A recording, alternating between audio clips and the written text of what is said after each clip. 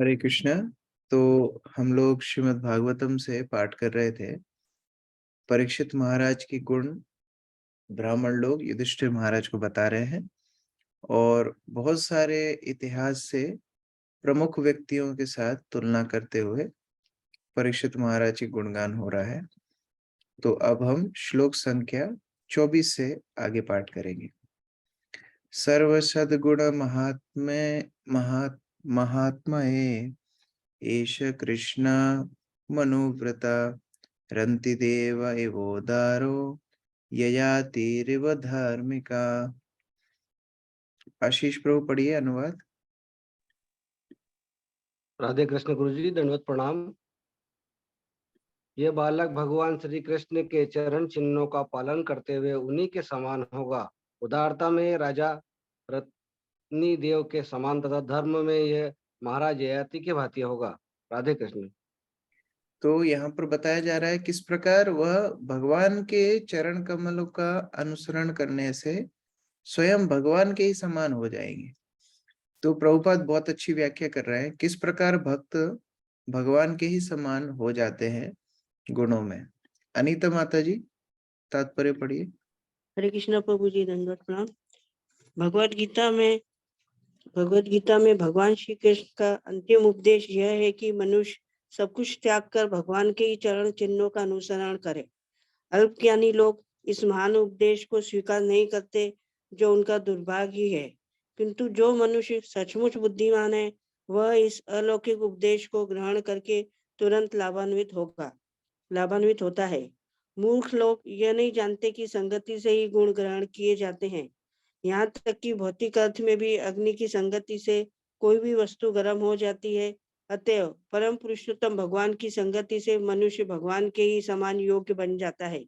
जैसा कि हम पहले कह चुके हैं, भगवान की घनिष्ठ संगति से हम 78% भगवदी गुण प्राप्त कर सकते हैं। भगवान के आदेशों का पालन करना ही भगवान की संगति करना है। भगवान कोई भौतिक वस्तु नहीं है जिसकी उपस्थिति का अनुभव ऐसा संग करने के लिए आवश्यक होता है। भगवान सर्वत्र और सभी काल में उपस्थित रहते हैं। यह पूरा संभव है कि केवल उनके आदेश पालन करने से ही उनकी संगति प्राप्त हो जाए, क्योंकि भगवान एवं उनका आदेश तथा भगवान एवं उनका नाम, यश, गुण तथा साथ समान परम ज्ञान होने के कारण उनसे अभिन्न है।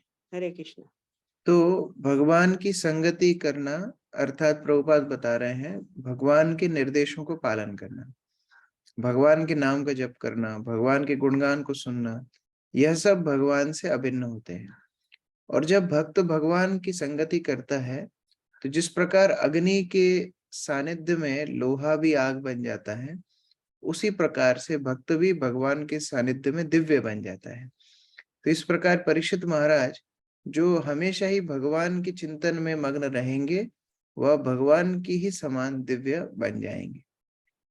पायल माता जी आगे पढ़िए। रंती देव के बारे में प्रभुपाद बता रहे हैं।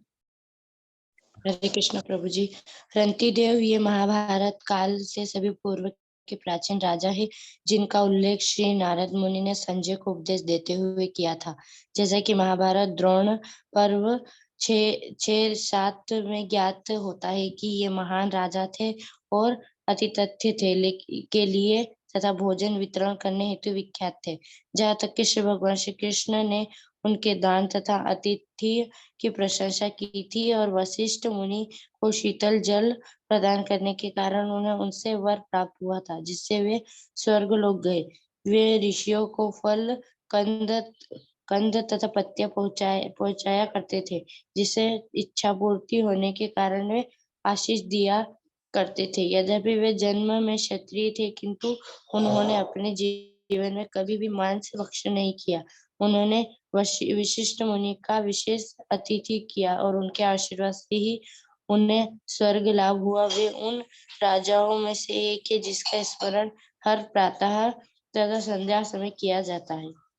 ये रंती देव भी बड़े ही विख्यात राजा हुए, जिनके बारे में हम लोगों ने बचपन में भी कहानी सुनी है। इन्होंने बहुत भीषण व्रत किया था। व्रत का समापन करने वाले थे, इतने में ही कोई भूखा व्यक्ति घर में आए, उसके बाद चांडाल आए कुछ कुत्ते भी आए, तो उन्होंने पूरा अपना भोजन पानी इत्यादि सब उनको दे करके प्रसन्न किया, जबकि वो स्वयं भूखे थे। तो ये कथा बाद में भागवत में हम पुनः पढ़ेंगे, और रंती देव के उदाहरण देते हुए बोल रहे हैं कि महाराज परीक्षित रंती देव की भांति हो गए। आगे एक और उदाहरण दे रहे हैं ययाति को। देवहूति प्रिया माता जी पढ़िए ययाति। हरे कृष्ण प्रभु जी, दंडवत प्रणाम। ये विश्व के महान सम्राट और पर आर्य या भौरोपीय कुल से संबंधित संपन्न समस्त महान राष्ट्रों के आदि पूर्वज थे। ये महाराज नहुष के पुत्र थे और अपने बड़े भाई के मुक्त योगी हो जाने पर विश्व के सम्राट बने। उन्होंने कई हजार वर्षों तक राज्य किया और अनेक यज्ञ तथा पूर्ण कार्य किए जिनका इतिहास साक्षी है। यद्यपि उनका प्रारंभिक यौवन अत्यंत वासनामय था तथा प्रेम पूर्व कहानियों से भरा पड़ा था, वे देवयानी के प्रेमवास में फंस गए, जो शुक्राचार्य की सर्वाधिक प्रिय पुत्री थी। देवयानी यह कथा भी भागवत में आगे हम पढ़ेंगे। ययाति बहुत ही पुण्यात्मा राजा थे और इनकी शादी शुक्राचार्य की कन्या देवयानी से हुई थी। किसी कारण से देवयानी और शर्मिष्ठा, जो वहां के राजा की भी पुत्री थी, उनके बीच में कलह हो गई थी और सिचुएशन इतनी खराब थी कि शर्मिष्ठा को दासी के रूप में रख लिया गया था।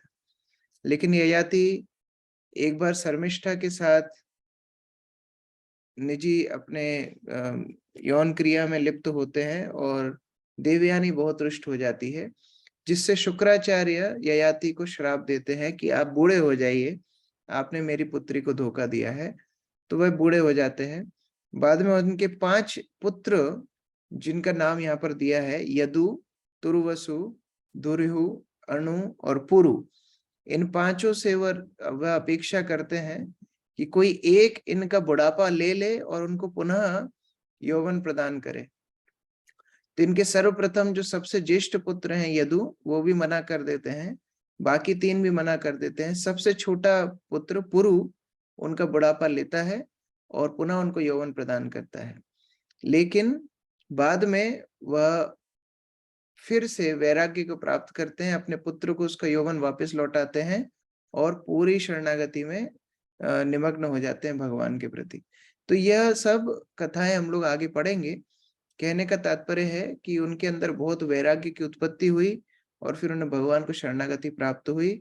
तो जिस प्रकार से महाराज परीक्षित के भी जीवन में आगे होगा कि वह भी श्राप मिलने के बाद सब कुछ छोड़ करके वन में चले जाएंगे, सब चीज से वैराग्य प्राप्त कर लेंगे। तो यहाँ पर से ययाति के द्वारा उनकी तुलना की जा रही है कि ययाति के समान वो वैराग्य और पुण्यात्मा होंगे। योगिता माता जी आगे पढ़िए। हरे कृष्ण प्रभु जी, दंडवत प्रणाम। उनके 5 पुत्र थे, जिनमें से 2 देवयानी से प्राप्त हुए थे और 3 शर्मिष्ठा से। उनके 5 पुत्रों, पहला यदु, दूसरा तुर्वसु, तीसरा रुदु, चौथा अनु तथा 5वां पुरुष के क्रमशः 5 विख्यात वंशों का उद्भव हुआ। पहला यदु वंश, दूसरा यवन तुर्क वंश, तीसरा भोज वंश, चौथा म्लेच्छा वंश ग्रीक तथा 5वां पौरव। ये सारे वंश विश्व भर में फैल गए। वे अपने पुण्य कर्मों से स्वर्गलोक पहुंच गए, लेकिन आत्म प्रशंसा तथा अन्य महात्माओं की आलोचना करने के कारण उन्हें वहां से नीचे गिरना पड़ा। उनके पतन के बाद उनकी कन्या तथा पौत्र ने उन्हें अपने सारे संचित पुण्य प्रदान किए और वे अपने पौत्र तथा अपने मित्र शिबी के सहायता से पुनः स्वर्गलोक में पहुंच सके, जहां वे यमराज की सभा के सदस्य बने और भक्त के रूप में वहां रहते रहे। उन्होंने 1000 से अधिक यज्ञ किए और मुक्त हस्त दान दिया। वे अत्यंत प्रभावशाली राजा थे, सारे विश्व में उनका दबदबा था। जब वे काम वासना से 1000 वर्षों तक अत्यधिक पीड़ित रहे, तो उनके सबसे छोटे पुत्र ने उन्हें अपना यौवन अर्पित किया। अंततः वे सांसारिक जीवन से विरक्त हो गए और उन्होंने अपने पुत्र पुरु को उसका यौवन लौटा दिया। उन्होंने पुरु को राज्य भी सौंपना चाहा, लेकिन उनके दरबारी तथा प्रजागण इसके लिए राजी न हुए। किंतु जब उन्होंने उनसे राजा पुरु की महानता का बखान किया तो वे उसे राजा स्वीकार करने के लिए राजी हो गए और इस तरह सम्राट ययाति गृहस्थ जीवन से विरक्त होकर गृह त्याग कर वन चले गए। हरे कृष्ण। इस प्रकार ययाति के वंश का भी वर्णन हो रहा है। उनके प्रथम पुत्र का वंश यदु वंश है, जिसमें भगवान श्री कृष्ण का आविर्भाव हुआ, और उनके तुर्वसु पुत्र से तुर्क साम्राज्य की शुरुआत हुई। उसके बाद भोज वंश, और चतुर्थ है ग्रीक साम्राज्य, जो हम पढ़ते हैं, ग्रीक म्लेच्छ वंश का शुरुआत हुई, और फिर पौरव वंश की शुरुआत हुई। तो उस प्रकार हम देख सकते हैं कि किस प्रकार भारतीय संस्कृति से ही बाकी जगहों पर भी जाकर के संस्कृतियां बसाई गई और उनकी जड़ हमारे शास्त्रों में मिलती है। अगला श्लोक। धृत्या बलि समा कृष्णे प्रहराद एव सद्गृहा आहारतैषो अश्वमेधानाम वृद्धानाम पर्युपासका। राकेश प्रभु पढ़िए अनुवाद। हरे कृष्ण प्रभु जी, दंडवत प्रणाम। यह बालक धैर्य में बलि महाराज के समान होगा और प्रहलाद महाराज के समान कृष्ण का अन्य भक्त। यह अनेक अश्वमेध युगों को संपन्न करने वाला तथा वीर एवं अनुभवी व्यक्तियों का अनुयायी होगा। हरे कृष्ण प्रभु। यहाँ पर दो और उदाहरण दे रहे हैं। बलि महाराज के समान यह धैर्यवान होगा, क्योंकि बलि महाराज इतने यज्ञ कर चुके थे, इंद्र इत्यादि को परास्त करके स्वर्ग का राज्य के अधिपति बन चुके थे, और उसके बाद भगवान वामन देव ने उनको छल किया और 2 पगों में उनकी सारे साम्राज्य को नाप लिया। और उसके बाद भी भगवान चुनौती देते हैं कि तीसरा पग मैं कहाँ रखूं। उस प्रकार भगवान बलि महाराज को बंदी बना लेते हैं। तो बलि महाराज ने वहां पर बहुत धैर्य दिखाया, बहुत सहिष्णुता दिखाई।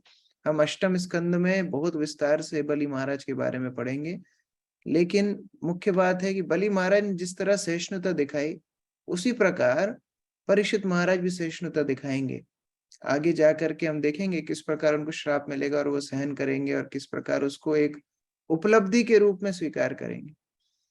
उसी प्रकार प्रहलाद महाराज के बारे में बताया जा रहा है कि प्रहलाद महाराज जिस प्रकार कृष्ण के अनन्य भक्त थे, बलि महाराज भी इतनी चुनौतीपूर्ण सिचुएशन में भी भगवान को भूलेंगे नहीं।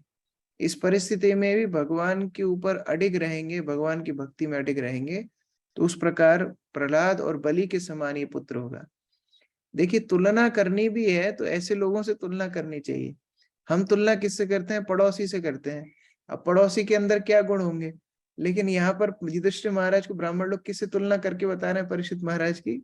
ऐसे अभूतपूर्व उदाहरण बता रहे हैं जिनसे तुलना की जा रही है परीक्षित महाराज की। तो ऐसे महान गुण उनके अंदर देखे जा रहे हैं।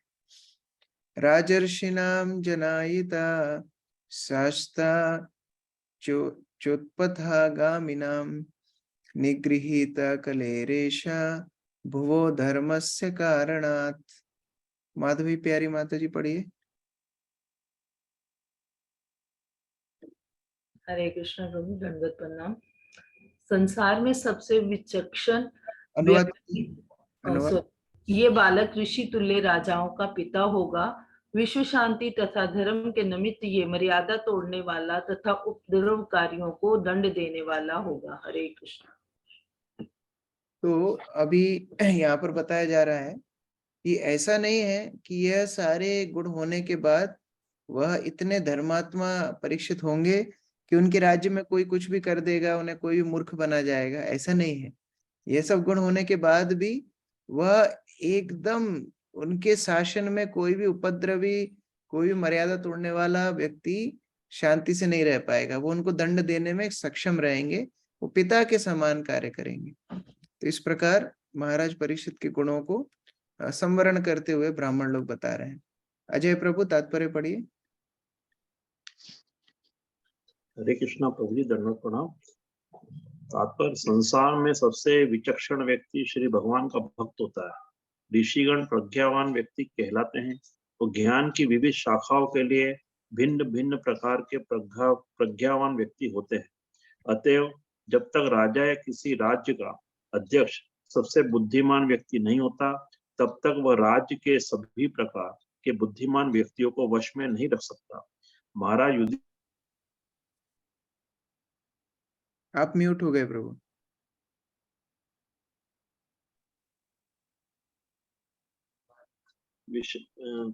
राजा बिना किसी अपवाद के अपने काल के सर्वाधिक विलक्षण व्यक्ति थे। तो ऐसी ही भविष्यवाणी महाराज परीक्षित तथा उनके होने वाले पुत्र महाराज जन्मेजय के विषय में की जा रही थी। आप फिर से म्यूट हो गए, क्या बात?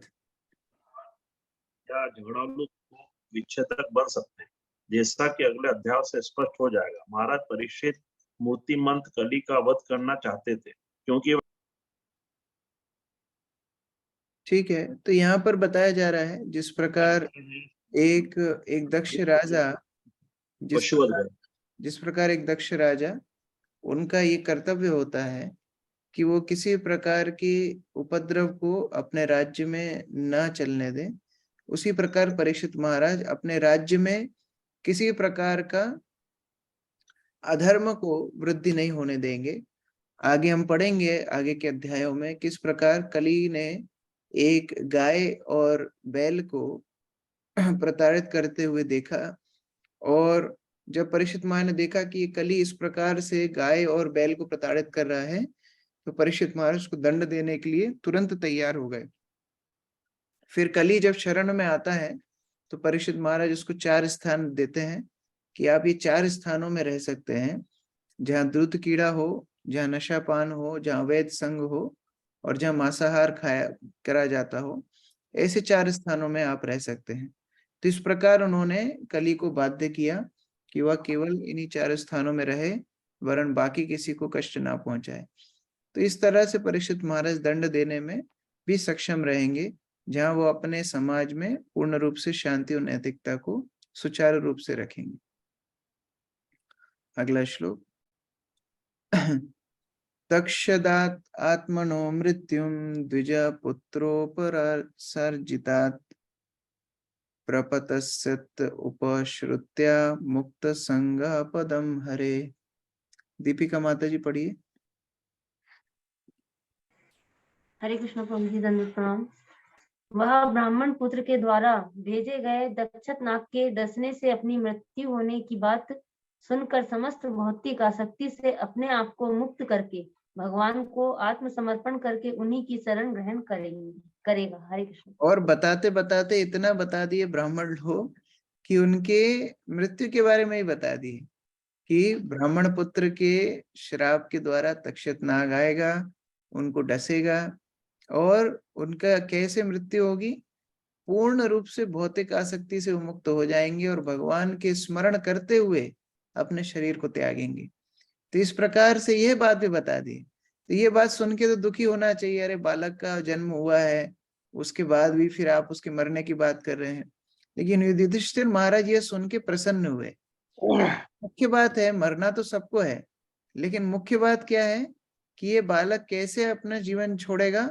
मुक्त संग पदम हरे, ये आसक्तियों से मुक्त रहेगा। मुक्त संग, संग मतलब आसक्ति, मुक्त संग आसक्तियों से मुक्त रहेगा, और पदम हरे, हरि भगवान कृष्ण हरि का चिंतन करते हुए अपना शरीर छोड़ेगा। इसीलिए महाराज युधिष्ठिर प्रसन्न हो गए कि चलो मृत्यु तो सबकी आनी है, लेकिन इनकी मृत्यु बड़ी बड़ी श्रेष्ठ होगी, बड़ी बड़ी आदर्शवान होगी। सुमन माता जी तात्पर्य पढ़िए। हरे कृष्ण प्रभु, धन्यवाद प्रणाम। भौतिक आसक्ति तथा श्री भगवान के चरण कमलों की शरण ग्रहण करने में कोई मेल नहीं है। भौतिक आसक्ति का अर्थ है श्री भगवान की शरण में दिव्य सुख की प्राप्ति। अज्ञान इस संसार में रहते हुए श्री भगवान सेवा, भक्तिमय सेवा, श्री भगवान के साथ दिव्य संबंध बनाए रखने हेतु अभ्यास करने का साधन है, और जब यह परिपक्व हो जाती है तब मनुष्य समस्त भौतिक आसक्ति से मुक्त हो जाता है और भगवत धाम वापस जाने हेतु सक्षम बन जाता है।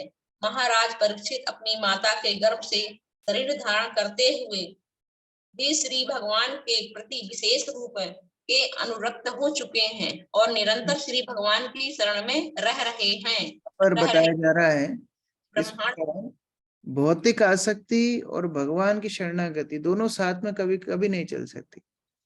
या तो हम भगवान से आसक्त होंगे तो अपने आप भौतिक आसक्तियां छूट जाएंगी, या फिर हम अगर भौतिक आसक्तियों को प्राथमिकता देंगे तो भगवान से आसक्त नहीं हो पाएंगे। तो महाराज परीक्षित ने जो श्राप मिलने के बाद भी 7 दिन के भीतर अपनी मृत्यु की तैयारी की और भगवान के पूर्ण शरणागत होते हुए अपना देह त्याग किया, यह कोई अकस्मात परिस्थिति नहीं थी। ऐसा नहीं था कि एकदम से श्राप मिला और भक्ति जागृत हो गई, ऐसा नहीं था। जो बचपन से गर्भ में से भगवान से आसक्त हो गए थे, गर्भ में भगवान का दर्शन किया और वहीं से अनुरक्त हो गए, वहीं से आसक्त हो गए कि भगवान कौन है, मैं देखना चाहता हूँ वो व्यक्ति कौन था जिसने मुझे बचाया था। जन्म के बाद खेलते भी थे तो कृष्ण की छोटी छोटी मूर्तियों से खेलते थे। तो इस प्रकार आसक्त बचपन से परीक्षित महाराज थे, इसलिए उनके जीवन में जब इतनी भीषण परिस्थिति आई तो उन्होंने भगवान के चिंतन में अपने आखिरी 7 दिनों को श्रीमद् भागवत के श्रवण में बिताया और अंततः भगवान के चरण कमलों का आश्रय लेते हुए अपने जीवन को छोड़ा। तो इस प्रकार से पूरा जीवन उन्होंने कृष्ण के प्रति चेतना रखी, इसलिए वो भौतिक आसक्तियों को मृत्यु के समय छोड़ पाए। तो इस प्रकार परीक्षित महाराज का वर्णन किया जा रहा है। आगे, जिज्ञासितात्मा यथारथ्यो मुनिर्व्यासा सुतादसो हित्वेदं नृप गंगायाम यस्यति अद्धकूत भयम। रंजना माता जी पढ़िए।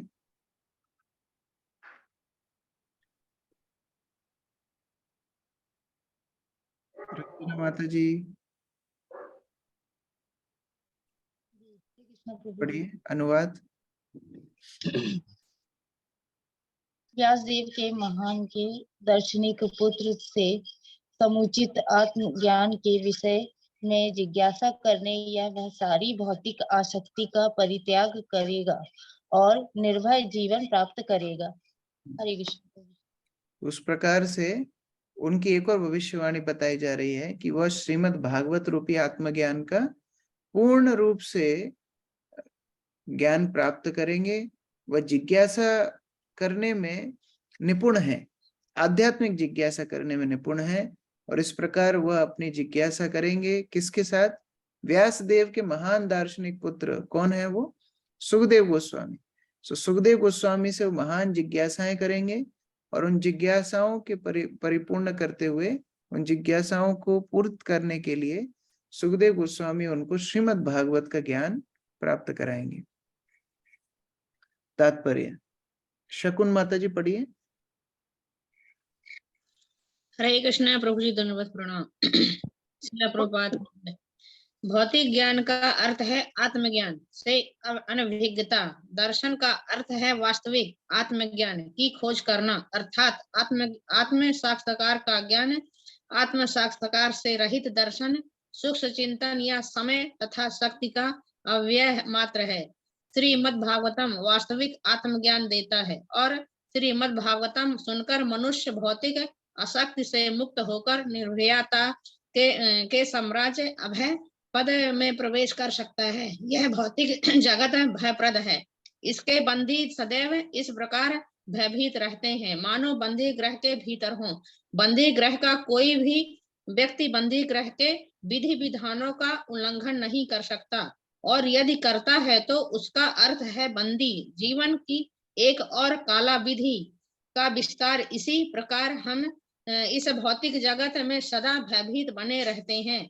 यह भयातुरता चिंता कहलाती है। भौतिक जीवन में समस्त योनियों में हर कोई या तो प्रकृति के नियमों को तोड़ने से या तोड़े बिना भी चिंताग्रस्त रहता है। मुक्ति का अर्थ है इन अवतरत अवतरत अनवरत स्थायी चिंताओं से मुक्ति प्राप्त करना, यह तभी संभव है जब चिंता को भगवत भक्ति में परिणत कर दिया जाए। श्रीमद् भागवतम हमें अवसर प्रदान करता है कि हम चिंता के गुण को पदार्थ से अध्यात्म में बदल दें। ऐसा विद्वान दर्शनों की संगति से, जैसे कि शील व्यासदेव के महान पुत्र स्वरूप प्रसिद्ध है, शील सुखदेव गोस्वामी की संगति से संभव है। महाराज परीक्षित ने अपनी मृत्यु की चेतावनी मिलने के पश्चात इस अवसर का लाभ शील सुखदेव गोस्वामी की संगति करके उठाया और वांछित फल प्राप्त किया। व्यवसायिक व्यक्तियों द्वारा श्रीमद् भागवतम के इस प्रकार से वाचन तथा श्रवण का अनुकरण किया जाता है। और यहाँ पर बता रहे हैं कि जिज्ञासा तो हमको करनी है, जिज्ञासा करना जीव का स्वभाव है, चिंतन करना जीव का स्वभाव है। वो अभी जड़ पदार्थों के बारे में चिंतन कर रहा है, जड़ पदार्थों के बारे में प्रश्न पूछ रहा है, तो क्या हो रहा है, और बंधन में पड़ता जा रहा है। लेकिन वही चिंतन जब वो भगवान के बारे में करने लगेगा, वही जिज्ञासा जब वो भगवान के बारे में करने लगेगा, तो मुक्त हो जाएगा। तो परीक्षित महाराज का इतना महान चरित्र क्यों है? क्योंकि उन्होंने जिज्ञासा की किसके बारे में? कृष्ण के बारे में। अच्छा, जिज्ञासा हमारी कृष्ण के बारे में हो, लेकिन सुनाने वाला ठीक ना हो, सुनाने वाला पात्र हमें जड़ पदार्थों के बारे में ही बताए, हमें वहीं पर भौतिक संसार में ही घुमा दे, तो फिर भी काम नहीं बनेगा। तो दोनों आवश्यक हैं, पूछने वाला प्रमाणित होना चाहिए, बताने वाला प्रमाणित होना चाहिए। तो यहाँ सुखदेव गोस्वामी का सानिध्य उनको प्राप्त हुआ, यह भी उनके जीवन की बहुत बड़ी उपलब्धि थी कि साधु संग प्राप्त होना यह जीवन की सबसे बड़ी उपलब्धि है। तो परीक्षित महाराज के जीवन में सुखदेव गोस्वामी का सानिध्य मिलेगा और वह उनसे भागवत रूपी अमृत का पान करेंगे। तो यह उनके जीवन की बहुत बड़ी उपलब्धि है, जो ब्राह्मण लोग पहले से ही युधिष्ठिर महाराज को बता रहे हैं। प्रभुपाद अंत में बोल रहे हैं कि जो केवल अपने पेट भरने के लिए या धन कमाने के लिए भागवत का पाठ करते हैं, और कुछ श्रोतागण केवल मनोरंजन के एक जरिया बना लिए हैं श्रीमद् भागवत कथा को, ऐसे लालची लोगों को भौतिक भोग में ही बने रहने के लिए संभावना है। वो लोग कभी भी श्रीमद् भागवत के पाठ का ठीक प्रकार से श्रवण नहीं कर पाएंगे, कभी भी उस प्रकार का वह सानिध्य प्राप्त नहीं कर पाएंगे जिस प्रकार का परीक्षित महाराज को मिला। तो हमें अगर श्रीमद् भागवत का पाठ करना है तो यह हमको विशेष ध्यान रखना है कि हमारी गंभीर जिज्ञासाएं हो और हम जहां से सुने वो प्रमाणित स्तोत्र हो। तो यह श्रीमद् भागवत के श्रवण के लिए प्रभुपाद बार बार चेतावनी देते आ रहे हैं। इति राज्ञा उपादिश्य विप्र जातक कोविदा लब्ध्वा पचित्तया सर्वे प्रति जगमु स्वकान गृहान। संजय प्रभु पढ़िए अनुवाद।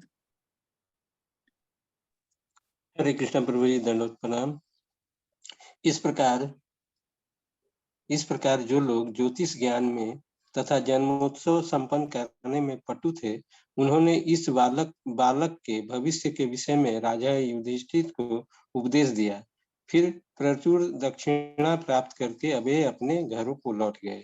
हरे कृष्ण। ये जात संस्कार करने वाले जो विप्र थे वह सब इकट्ठे होकर के यह सब भविष्यवाणी किए, और ये भविष्यवाणियों करने के बाद, यह सारे संस्कार पूर्ण करने के बाद वह दक्षिणा इत्यादि प्राप्त करके अपने अपने घर को चले गए। विनोद प्रभु तात्पर्य से पढ़िए।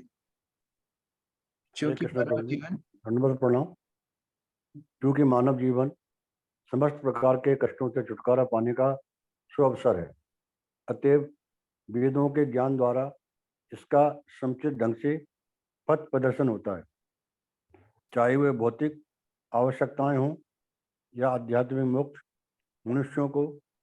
मनुष्यों का ऐसा विशेष वर्ग जो वेदों के ज्ञान में समर्पित होकर लगा रहता है, विप्र अर्थात वैदिक ज्ञान का स्नातक कहलाता था। वेदों में ज्ञान की विभिन्न शाखाएं हैं, जिनमें ज्योतिष तथा आयुर्वेद दो महत्वपूर्ण शाखाएं हैं जो सामान्य जन के लिए आवश्यक हैं। विप्रो तथा यह जो वेदों के ज्ञाता थे, उनका एकमात्र प्रयोजन था कि वह लोगों की भौतिक आवश्यकताएं भी पूरी करें शास्त्रों के माध्यम से, और उनको आध्यात्मिक मार्ग में भी आगे बढ़ने की प्रेरणा दें। तो ये जो जितने भी ब्राह्मण उस समय पर होते थे, विप्र होते थे, उनका एकमात्र यही प्रयोजन होता था। और उन्हीं वेदों में ज्योतिष बताया गया है, जैसे यहाँ पर ज्योतिष के माध्यम से ही तो ये बालक का भविष्य बताया जा रहा है। आयुर्वेद हुआ करता था जहाँ से शारीरिक रोग इत्यादियों का निवारण किया जाता था, और अनेक जो वहां पर ज्ञान का सागर है, उसके माध्यम से लोगों की भौतिक तथा आध्यात्मिक दोनों आवश्यकताएं पूर्ण की जाती थी। मित्रविंदा माता जी यहाँ से पढ़िए विप्रो तथा ब्राह्मणों में। जी प्रभु जी, हरे कृष्णा। विप्रो तथा ब्राह्मणों में थोड़ा अंतर होता है। विप्र गण वे हैं जो कर्म कांड में दक्ष होते हैं, जो समाज का मार्गदर्शन करके जीवन की भौतिक आवश्यकता की पूर्ति करते थे, जबकि ब्राह्मण लोग दिव्यता के आध्यात्मिक ज्ञान में पटु होते हैं। ज्ञान का यह विभाग ज्ञान कांड कहलाता है, और इससे भी ऊपर उपासना कांड होता है। उपासना कांड का चरम परिणति भगवान विष्णु की भक्तिमय सेवा में होती है, और जब ब्राह्मण सिद्धि प्राप्त कर लेते हैं तो वे वैष्णव कहलाते हैं। पूजा की विधियों में विष्णु पूजा सर्वोच्च विधि है। समूलतः ब्राह्मण वैष्णव होते हैं, जो भगवान की दिव्य प्रेम भक्ति में संलग्न रहते हैं। तीन इस बातें, प्रकार एक है कर्मकांड। कर्मकांड सबसे निम्नतर स्तर है, तो विप्र लोग कर्मकांड के प्रणेता होते हैं। विप्र मतलब है जो प्रथम स्तर पर है, जो गुरु से दीक्षा प्राप्त किए हैं, शास्त्र पढ़ना शुरू किए हैं, और कर्मकांडी ब्राह्मणों को विप्र बोला जाता है। इसके बाद ज्ञानकांडी ब्राह्मण होते हैं, और फिर उपासना कांडी मतलब जो भगवान की उपासना शुरू कर देते हैं, उनको वास्तविक ब्राह्मण बोला जाता है। ब्रह्म जानाति इति ब्राह्मण, जो ब्रह्म को जान गए हैं, जो समझ गए हैं कि सर्व सारी क्रियाओं का पूर्ण है समसिद्धिम हरितोषणम, भगवान हरि का, भगवान विष्णु की पूजा करना सबसे महानतम सारातिसार है। यह सारे कांड का, उपासना कांड हो, चाहे ज्ञान कांड हो, चाहे कर्म कांड हो, तो उनको ब्राह्मण बोला जाता है। तो अगर छोटे सूत्र में समझना चाहें तो प्रारंभिक स्तर विप्र का होता है, और जब ये विप्र परिपक्व हो जाता है तो ब्राह्मण हो जाता है। यह ब्राह्मण जब सिद्धि प्राप्त कर लेता है तो वैष्णव कहलाता है। जब ये पूर्ण रूप से भक्त बन जाता है तो यह वैष्णव कहलाता है। और ऐसे ब्राह्मणों का, ऐसे विप्रों का राजा ध्यान रखते थे, और प्रचुर मात्रा में धन क्यों देते थे, जिससे ये बाकी जितने भी सामान्य लोग हैं समाज में जो धन सेवा नहीं कर सकते हैं, उनको निशुल्क रूप से सहायता करें। तो राजा इतना पर्याप्त उनको पालन कर देते थे कि बाकी पूरी प्रजा के देखभाल ये ब्राह्मण लोग निशुल्क सेवा करा करते थे। तो इस प्रकार ये ब्राह्मणों ने यहाँ पर महाराज परीक्षित का जात संस्कार किया, और बहुत सारे गुण उनके बारे में बताए, जिससे महाराज युधिष्ठिर बहुत संतुष्ट हुए। अब हम आगे देखेंगे किस प्रकार से महाराज परीक्षित बड़े होते हैं। अगले अध्याय में हम देखेंगे किस प्रकार भगवान श्री कृष्ण का महाप्रयाण होता है, पांडव लोग भी वन में जाते हैं, और उसके बाद परीक्षित महाराज राजा बनते हैं। हरे कृष्ण। जगत गुरु श्रील प्रभुपाद की जय। समवेत भक्त वृंद की जय। किसी का कोई प्रश्न है? आशीष प्रभु। राधे कृष्ण गुरु जी। जैसा कि आपने बताया कि महाराज परीक्षित को शुद्ध गोस्वामी जी का सानिध्य में भगवतम का रसपान किया उन्होंने। सुखदेव हाँ जी। तो जैसे हम किसी के भी मुखारविंद से हम सुनते हैं भागवत जी, तो उसका भी फर्क पड़ता है क्या? बिल्कुल पड़ता है। जिस प्रकार दूध दूध है, लेकिन दूध को अगर सर्प स्पर्श करके चला जाए तो वह दूध अब विष बन जाएगा। उसी प्रकार से भागवत का श्रवण प्रमाणित स्रोतों से करना चाहिए। इसलिए हम लोग श्रील प्रभुपाद की टीका को पढ़ रहे हैं, क्योंकि प्रमाणित टीका है। इसमें किसी प्रकार का भौतिक मिश्रण नहीं है। इसमें आप कोई मनोरंजन नहीं देखेंगे। ये शुद्ध कृष्ण कथा है। अभी जो भागवत होते कई बार मनोरंजन का साधन बन जाते हैं। तो उस प्रकार से हमें इतना है कि प्रमाणित स्त्रोत्रों से हम भागवत का पठन करें। जी, तो हम आपके मुख से सुन रहे हैं, मतलब हम भी भाग्यशाली हैं। नहीं, मैं नहीं सुना रहा हूँ, हम तो प्रभुपाद की पुस्तक पढ़ रहे हैं। प्रभुपाद की प्रमाणित पुस्तक पढ़ेंगे तो वह शुद्ध रहेंगे। ठीक है, धन्यवाद। जाता माता जी। हरे कृष्णा प्रभु जी, दंडवत प्रणाम। यही क्वेश्चन मेरा भी यही था प्रभु जी, कि जैसे हमें बताया जाता है इस्कॉन में कि प्रचार करना है एज मच एज पॉसिबल, तो हम दूसरे के लिए वो सर्प तो नहीं है, ये कैसे पता चलेगा हमें? हम तब सर्प बन जाएंगे जब हम अपना उसमें जोड़ घटाव करने लगेंगे। अपना जोड़ घटाव नहीं करना है, जो परंपरा से सुना है वही बताना है। अगर हम वही बताएंगे तो हम अभी शुद्ध बन जाएंगे। जैसे मान लीजिए आप बोलेंगे कि सूरज पूर्व दिशा में उगता है, तो ये सत्य है, क्योंकि आप सत्य तथ्य को ही पुनरुक्ति कर रहे हैं, वही उसको दोहरा रहा है। लेकिन अगर आप बोलेंगे नहीं नहीं सूरज तो पश्चिम दिशा से उगता है, वहां गड़बड़ हो जाएगी। तो हम जो परंपरा में सुने हैं उसको अगर दोहराएंगे तो उसमें कोई त्रुटि नहीं होगी। फिर हम सोचेंगे नहीं, मैं एक काम करता हूँ, थोड़ा गूगल से 2-4 कहानियां उठाता हूँ, थोड़ा सा मनोरंजन कराऊंगा, थोड़ा लोगों को हंसाऊंगा, यह जोड़ दूंगा वो घटा दूंगा, फिर गड़बड़ हो जाएगी। इसीलिए बिल्कुल शुद्ध, हम मनोरंजन के लिए यहाँ पर नहीं है। भागवत शुद्ध कथा है, जिस तरह परंपरा में आ रही है उसी तरह हमको चर्चा करना चाहिए। ठीक है जी प्रभु जी, थैंक यू। हरे सागरिका माता जी। हरे कृष्ण प्रभु जी, दंडवत प्रणाम। प्रभु जी, जैसे हम अपने बच्चों को परिवार में भगवान से प्रार्थना करते हैं और उनके लिए बोलते हैं कि ये इस्कॉन से जुड़ जाएं और ये भक्ति करें, और यदि नहीं सुनते हम बार बार बोलते, तो क्या ये हमारी आसक्ति है प्रभु जी? ना, भगवान को प्रार्थना करना चाहिए, क्यों नहीं करना चाहिए? और अपने बच्चों के लिए क्यों, पूरे विश्व के लिए करना चाहिए। प्रभुपाद अपने भजन में, बड़ो कृपा कोइले कृष्ण भजन में बोलते हैं, हे भगवान, जितने भी लोग ये तमोगुण रजोगुण में डूबे हुए हैं, आपकी कथा के प्रति आसक्त हो, आप इनको आपकी सेवा में लगाइए, अपना भक्त बनाइए। तो भगवान के प्रति भक्त का भाव क्या होता है? पूरे विश्व के लिए प्रार्थना करते हैं। तो हम अपने बच्चों के लिए प्रार्थना कर रहे हैं, अच्छी बात है, फिर सबके लिए प्रार्थना करना चाहिए कि ये भगवान, जितने भी लोग आपसे विलग हो गए हैं, दूर चले गए हैं, आप सबको आपकी शरणागति में लीजिए। तो उस प्रकार हम लोग को भगवान से प्रार्थना करना चाहिए। प्रहलाद महाराज ने इस तरह प्रार्थना की, वसुदेव दत्त ने इस तरह प्रार्थना की, तो उस तरह प्रार्थना करने में कोई समस्या नहीं है। लेकिन हाँ, अपने बच्चों के लिए करेंगे, पड़ोसी के लिए नहीं करेंगे तो फिर आसक्ति हो जाएगी। नहीं, सभी के लिए करते, लेकिन बच्चों के लिए मतलब खासकर नहीं सुनते हैं, तो वो आसक्ति तो नहीं है ना? करना चाहिए, प्रार्थना तो करना चाहिए। भगवान से नहीं बोलेंगे तो किससे बोलेंगे? ठीक है, हरे कृष्ण। सोनू माता जी। हरे कृष्णा प्रभु जी। प्रभु जी, मैं पूछ रही थी आपसे कि आप जो 3-4 श्लोक पढ़ाते हैं रोज हमको, बाद में मैं इन्हीं श्लोकों को पूरा विस्तार से पढ़ती हूँ, है ना? तो क्या इस चीज को मैं अपनी बुक रीडिंग में गिन सकती हूँ? हाँ, हम लोग तो बुक रीडिंग ही कर रहे हैं, कोई क्लास तो है। जैसा वो मेरा एक बनाती हूँ मैं कि मैंने कितनी देर बुक रीडिंग करी, तो उसमें मैं इस चीज को गिन सकती हूँ ना?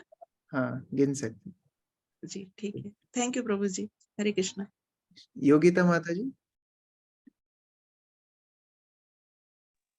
हरे कृष्ण प्रभु जी, मुझे ये पूछना था, परीक्षित महाराज के मृत्यु के बाद कलयुग आया ना, तो फिर दुर्योधन के मन में मोह की भावना, राज्य की मोह की भावना कैसे पैदा हुई?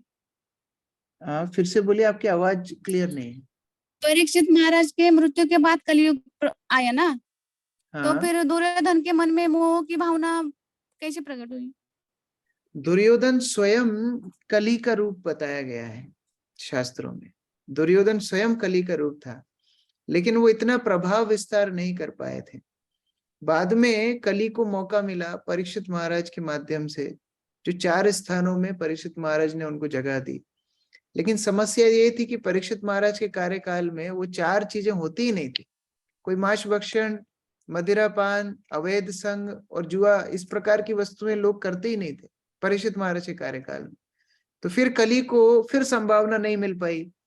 बाद में जब परीक्षित महाराज को श्राप दे दिया गया, तब फिर ये सब वस्तुओं का प्रचलन हुआ और फिर कलयुग का विस्तार हुआ। तो कली हमेशा ही था, लेकिन उसका विस्तार हो पाया परीक्षित महाराज के जाने के बाद। दुर्योधन स्वयं को कली का रूप बताया गया है शास्त्रों में। ठीक है, हरे कृष्णा। रंजना माता जी। हरे कृष्णा प्रभु जी, दंडवत प्रणाम। प्रभु जी, मेरे मन में एक छोटी सी जिज्ञासा थी। जैसे महाभारत काल के जी प्राचीन राजा थे, कौन? रंती देव थे। तो जब महाभारत युद्ध हुआ था प्रभु जी, तो उनके खाने पीने की व्यवस्था भी पूरे सैनिकों की, सभी की व्यवस्था क्या यही राजा करते थे? हरे कृष्णा। हाँ, वही लोग करते थे, जो अपने पक्ष की सेना है उनका भरण वह राजा करते थे। तो यही राजा थे प्रभु जी वो? नहीं, ये रंतिदेव दूसरे हैं। ये पूर्वज हैं, ये रंतिदेव पूर्वज हैं, और इनकी कथा भागवत में हम आगे पढ़ेंगे। महाभारत में इनका उल्लेख होता है इतिहास के रूप से। इन्होंने महाभारत में युद्ध नहीं किया, ये पूर्वज हैं पांडवों। हरे कृष्णा। विनोद प्रभु। हरे कृष्णा प्रभु जी, दंडवत प्रणाम। जैसा कि अभी भागवत में 28वें श्लोक में अपन पढ़ रहे थे कि भौतिक जगत में जीव गुण पदार्थ के कारण से दुखी होता है, तो उसको आध्यात्मिक रूप से किस तरह से निवारण कर सकते हैं प्रभु जी? वह उसमें ही तात्पर्य में प्रभुपाद ने इसका उत्तर बताया है कि हमारी चिंताओं को हमको भौतिक से आध्यात्मिक करना है। अभी तक हम सोच रहे थे किस प्रकार से हम इंद्रिय भोग करेंगे, किस प्रकार से हम अपने घर को सजाएंगे, किस प्रकार से हम बाहर जाएंगे। अभी हमको सोचना है किस प्रकार से हम भक्ति में गंभीर होंगे, किस प्रकार से हरि नाम लेंगे, किस प्रकार से भागवत पठन करेंगे, किस प्रकार से हम प्रचार कार्य में मदद करेंगे। तो यही चिंतन जब हमारा कृष्ण भावना भावित हो जाएगा, तो हम भौतिक आसक्त ना रहते हुए कृष्ण के प्रति आसक्त होंगे। तो अपने चिंतन के विषय को बदलना है। जरूरी नहीं है कि हम सब कुछ रोक करके चुपचाप बैठ जाएं, ये संभव नहीं है। हम क्रिया को बंद नहीं कर सकते, लेकिन अब क्रिया के उद्देश्य को बदल दीजिए। पहले अपने लिए करते थे, अभी कृष्ण के लिए कीजिए। हो सकता है क्रिया वही हो, हमारे कार्य क्षेत्र वही हो, लेकिन अब कृष्ण के लिए हम करते हैं। तो जब इस प्रकार की भावना रहेगी तो फिर भौतिक कलमश से हम दूर चले जाएंगे। तो प्रभु जी, ये संसार में जितने भी प्राणी दुखी हो रहे हैं, वो अपने भौतिक सुख सुविधाएं जितनी ये बढ़ रही हैं उससे ज्यादा हो रहे हैं, आध्यात्मिक ना होने से हो रहा है सब। बिल्कुल बिल्कुल, वही मुख्य कारण वही है। यही संस्पर्श जाब होगा दुख यो न एवते। गीता में भगवान बोलते हैं, जैसे ही व्यक्ति इंद्रिय तृप्ति के प्रति आसक्त होगा वो दुखी हो जाएगा। मुख्य वही आसक्ति है। हम ज्यादा से ज्यादा दुखी क्यों हो रहे हैं? ज्यादा से ज्यादा हम भौतिक जड़ पदार्थों के प्रति आसक्त हो रहे हैं, ये हमारे दुख का कारण है। प्रभुपाद सरल उदाहरण देते थे, मछली को जल से बाहर निकाल दीजिए जी। अब जितना समय जल से बाहर निकल रहेगी उतना ही ज्यादा तड़पेगी, उतना ही ज्यादा दुख प्राप्त करेगी। पुनः जल में डाल देंगे, खुश हो जाएगी। तो ये आध्यात्मिक जगत जल के समान है।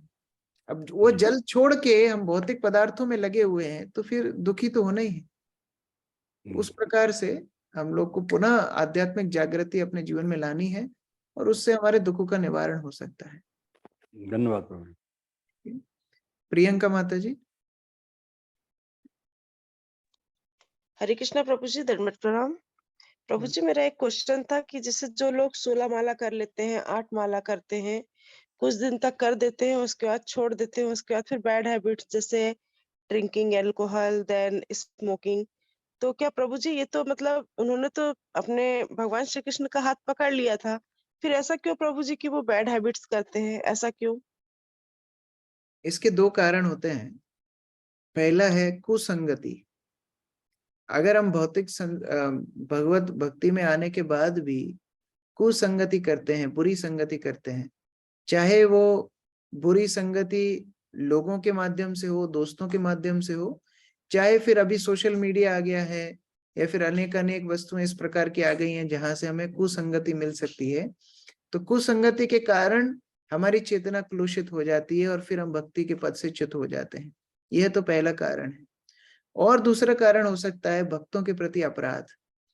हम जब भगवत भक्तों के बीच में रहते हैं, हम देखते हैं अरे ये तो हमारे जैसे ही हैं, ये भी तो जप में सोते हैं, ये भी तो ऐसे काम करते हैं, और हम बुराइयां करने लगते हैं, दोष देखने लगते हैं, और ये अपराधों के कारण भगवान सोचते हैं कि अच्छा तुमको इतने भक्त बुरे लगते हैं तो तुम भक्तों के सानिध्य से दूर हो जाओ।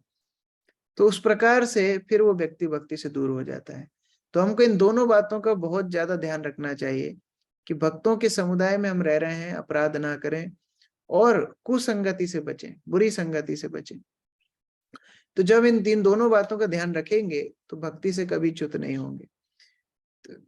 लेकिन एक और बात है, जब हम इस प्रकार के उदाहरण देखते हैं तो हमें प्रेरणा स्वयं के लिए लेनी चाहिए। मान लीजिए आप बस में जा रहे हैं और बस में किसी ने चिल्लाना शुरू किया कि अरे मेरी जेब कट गई, मेरी जेब कट गई, मेरी जेब कट गई। तो हम क्या करेंगे? स्वतः बिल्कुल रिफ्लेक्स एक्शन, तुरंत क्या होगा, हमारा हाथ अपनी जेब में तुरंत चला जाएगा कि कहीं मेरी जेब भी तो नहीं कट गई, उसकी कटी है तो कहीं मेरी भी तो नहीं कट गई। ये स्वाभाविक होगा। तो उसी प्रकार से जब हम इस तरह देख रहे हैं कि कोई भक्त इस प्रकार भक्ति में था, 16 माला कर रहा था, अब वो बुरी आदतों में लग गया, तो अपने आप को परीक्षण करना चाहिए, कहीं मैं भी तो उस पथ पर नहीं हूं, कहीं मेरे साथ तो ऐसा नहीं हो जाएगा कि मैं भी बुरी संगति में पड़ जाऊंगा, मैं भी भक्ति छोड़ दूंगा। तो ये अपने आप के बारे में सोचना चाहिए और इससे सीख लेकर के चेतावनी लेना चाहिए कि मैं कम से कम भक्तों के प्रति अपराध ना करूं, मैं कम से कम बुरी संगति ना करूं। तो अगर हम इन चीजों का ध्यान रखेंगे तो फिर भक्ति के पथ पर हम हमेशा अग्रसर हो पाएंगे। ठीक है जी प्रभु जी, थैंक यू प्रभु जी। हरे कृष्णा, दंडवत प्रणाम। हरे कृष्ण। ग्रंथराज श्रीमद् भागवतम की जय, श्रील प्रभुपाद की जय, समवेत भक्तवृंद की जय। हरे कृष्ण।